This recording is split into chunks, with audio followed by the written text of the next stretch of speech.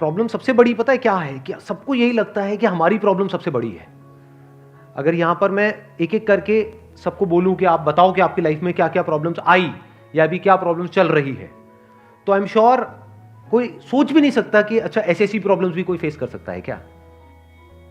तो इन प्रॉब्लम्स के बावजूद भी कुछ लोग आगे बढ़ पाते हैं, कुछ नहीं बढ़ पाते हैं। That is the big question कि एग्जैक्टली हम स्टक कहां पर होते हैं।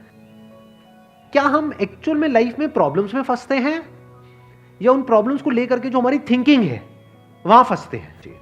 तो जो हम कह रहे हैं फंस गए हैं, हम एक्चुअल में प्रॉब्लम्स में नहीं फंसे हैं, क्योंकि प्रॉब्लम्स तो सबकी लाइफ में है। हम एक्चुअल में थिंकिंग में फंस जाते हैं। राइट। ये पॉइंट सुनने में छोटा लग रहा होगा, but it is a very big point two understand in life, जो 99% लोगों को नहीं समझ में आता है। हम क्या समझते हैं कि हम प्रॉब्लम्स में फंस गए हैं, क्योंकि the moment you say that, तो जब तक प्रॉब्लम्स रहेगी तब तक आप फंसे रहोगे। और प्रॉब्लम्स कब तक रहेंगी? Life time.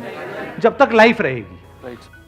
But the moment you से कि मैं प्रॉब्लम्स में नहीं फंसा हूं, प्रॉब्लम्स मतलब लाइफ में नहीं फंसा हूं, मैं लाइफ के बारे में जो मेरी थिंकिंग है उधर मैं फंस गया हूं जाकर के। अब मैं उस थिंकिंग को कैसे चेंज करूं? Right. If you say that, तो वो आपके हाथ में पूरा कंट्रोल है।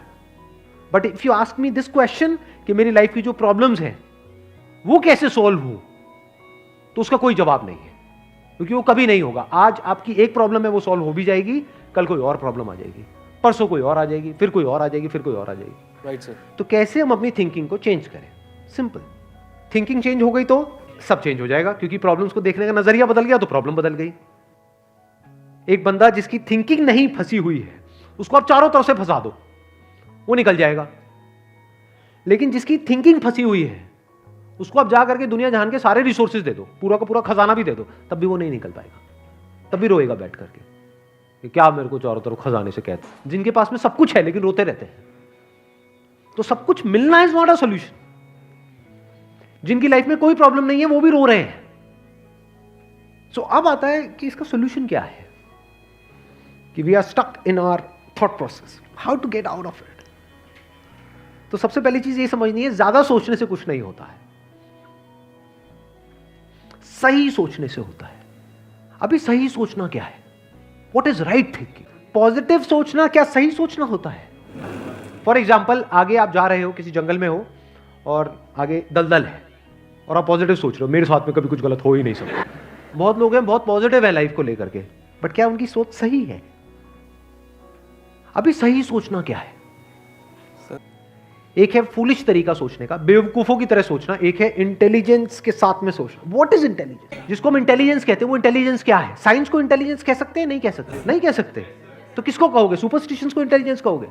सुपरस्टिशंस मतलब क्या? बिलीफ, कुछ भी मान रखा है, उसको पकड़ के बैठे हुए, उसके हिसाब से एक्ट कर रहे हैं, उसको इंटेलिजेंस कहोगे? या साइंस जिस तरीके से आगे बढ़ रही है उसको इंटेलिजेंस कहोगे? तो साइंटिफिक वे ऑफ थिंकिंग समझना पड़ेगा, वो क्या है, उसको अपनी लाइफ में लगाना पड़ेगा, तब आप कह सकते हो आपकी जो थिंकिंग है वो सही है। अब ये साइंटिफिक थिंकिंग मतलब क्या? रियलिटी को एज इट इज देख लेना, दैट इज साइंटिफिक थिंकिंग। यही तो है, और क्या है? There are laws of this universe, उसको एज इट इज देख लेना, उसको ऑब्जर्व करना, यही तो है साइंटिफिक थिंकिंग। उन लॉज को बदलना नहीं, क्योंकि साइंस बदल नहीं सकती उन लॉज को। लॉ ऑफ ग्रेविटी को साइंस बदल नहीं सकती है, उस लॉ को समझ करके उसके हिसाब से एक्ट कर सकती है।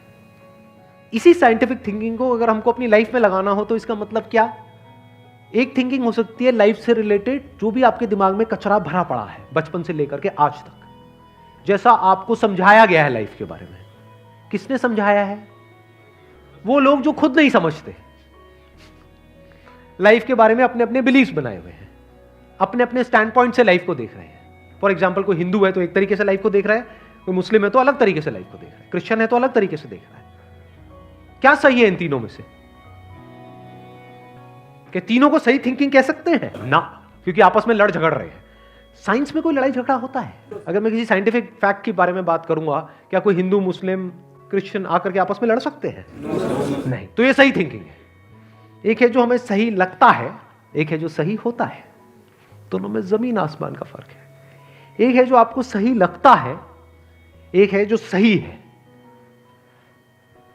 तो साइंटिफिक थिंकिंग का मतलब क्या, अगर इसको हमको लाइफ में लगाना हो तो, यानी लाइफ को आप एज इट इज देखो, ऑब्जर्व करो, फिर उसके बारे में सोचो। This is scientific thinking.